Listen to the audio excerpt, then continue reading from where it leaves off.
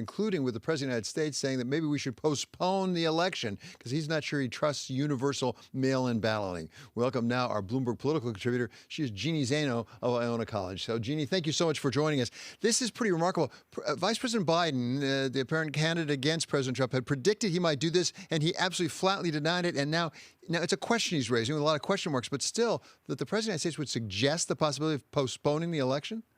It's absolutely unprecedented to see a sitting president, he's up for re-election, talking about postponing an election. Of course, we've been through many crises in this country, from the Civil War to the 1918 pandemic to the Vietnam War, World War I and II, and never have we had an election postponed. As you mentioned, he raised it, in fairness to the president, in question marks in his tweet. And, of course, the campaign is really not responding at this point. The White House has said talk to the campaign about this. But the fact is the president has absolutely no power to do this at all. This would have to be done by an act of Congress. And when he talks about universal mailing ballots, of course, about 50% of citizens are still expected to vote in person despite the pandemic. But to his point, there will be an increase in the use of mail ballots.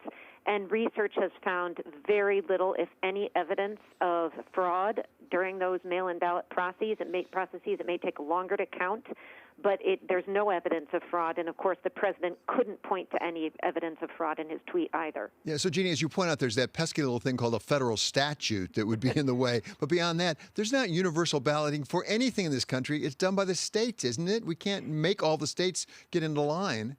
Yeah, absolutely. And there's that. Of course, under the Constitution, Congress has the right to set the time, place, and manner and the date of the election.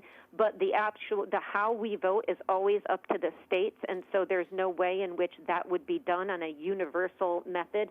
Right now, 5 states are using mail ballots, and they're using them successfully, and they have been even before COVID hit.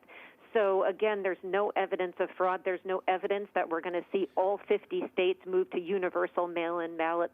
But there is, of course, this hanging over sort of what's going on with COVID. And it came up during the testimony of Bill Barr in Congress earlier this week. And he said it's something he hasn't looked into. But, again, nobody in the administration or anywhere else has been able to point to any evidence of fraud like the president suggests in his tweet.